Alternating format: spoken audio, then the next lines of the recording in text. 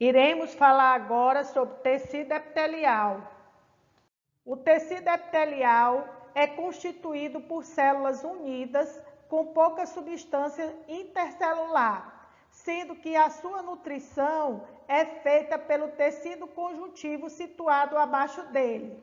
Entre as funções do tecido epitelial, ele é responsável pelo revestimento do corpo e das cavidades internas, também pela formação das glândulas.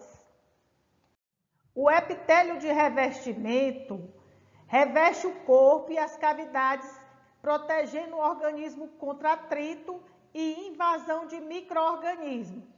Atua também na absorção de alimentos, como o epitélio que reveste o intestino, e na absorção de oxigênio, como o epitélio que reveste os alvéolos pulmonares. Quase todos os epitélios possuem na superfície de contato com o tecido conjuntivo uma região formada por glicoproteínas, fabricadas pelas células do tecido epitelial, e fibras de proteína, fabricada pelo tecido conjuntivo. Essa região é chamada de lâmina basal e ela promove a adesão entre o tecido epitelial e o tecido conjuntivo. O tecido epitelial ele pode ser simples quando ele é formado por uma única camada de célula, estratificado quando ele é formado por várias camadas de célula, ou pseudoestratificado quando ele é formado por uma única camada de célula com núcleos em alturas diferentes, aparentando formar várias camadas. As células da superfície do tecido epitelial apresentam a forma cúbica, cilíndrica ou achatadas, o que permite classificar os epitélios em cúbicos, prismático ou cilíndrico e pavimentoso. Há ainda o epitélio de transição, encontrado na bexiga, cujas células mudam de forma segundo o grau de distensão. O epitélio pseudoestratificado, ele é encontrado nas fossas nasais, traqueias e bronquíolos. O epitélio simples pavimentoso é encontrado nos alvéolos pulmonares, no revestimento dos vasos sanguíneos e linfáticos. O epitélio simples cúbico é encontrado nos ductos renais. O epitélio simples prismático é encontrado no estômago. O epitélio estratificado pavimentoso é encontrado na pele, na boca e no esôfago. O epitélio estratificado de transição é encontrado na bexiga urinária. O epitélio estratificado prismático é encontrado na uretra. Mucosas são membranas que revestem cavidades e produzem muco, formadas por tecido epitelial e tecido conjuntivo sobre o tecido epitelial. A epiderme é formada por um epitélio estratificado pavimentoso, que reveste externamente o corpo. Junta com o tecido conjuntivo subjacente, chamado de derme, ela forma o maior órgão do corpo, que é a pele.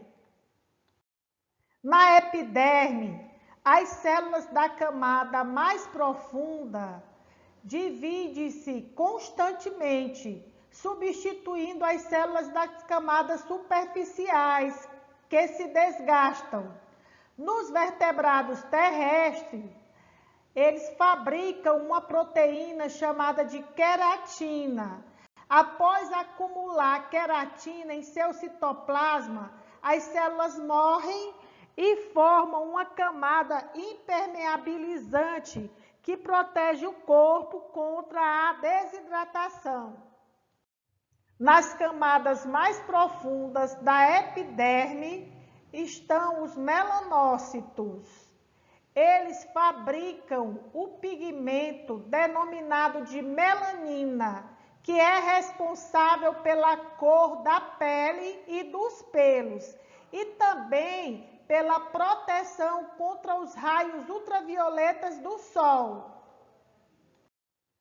Como anexos da pele, há estruturas feitas de queratina, como os cabelos, as unhas, os pelos, as garras, os cascos e os cornos.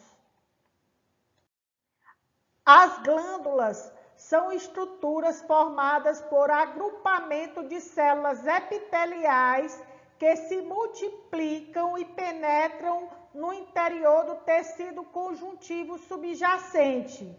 O tecido glandular, ele é especializado na produção de secreção. As glândulas podem ser exócrinas, endócrinas ou mistas. As glândulas exócrinas eliminam sua secreção para fora do organismo ou em cavidades abertas. Exemplo de glândulas exócrinas, nós temos as glândulas salivares, as glândulas mamárias, as glândulas sudoríparas e as glândulas sebáceas. As glândulas endócrinas, elas são glândulas que lançam suas secreções chamadas de hormônios na corrente sanguínea. São exemplos de glândulas endócrinas a glândula pineal, o hipotálamo, a hipófise, a tireoide, as paratireoides, o timo e as suprarrenais. E as glândulas mistas, elas são glândulas que lançam secreções tanto no sangue como nas cavidades abertas. São exemplos de glândulas mistas, o pâncreas, o ovário e os testículos. As glândulas exócrinas podem ser classificadas como holócrinas, merócrinas e apócrinas. As glândulas holócrinas, elas eliminam suas secreções juntamente com suas células. O exemplo seria as glândulas sebáceas. As glândulas merócrinas eliminam apenas secreções. O exemplo seriam as glândulas sudoríparas. E as glândulas apócrinas eliminam uma porção da célula juntamente com suas secreções. Um exemplo seria as glândulas mamárias.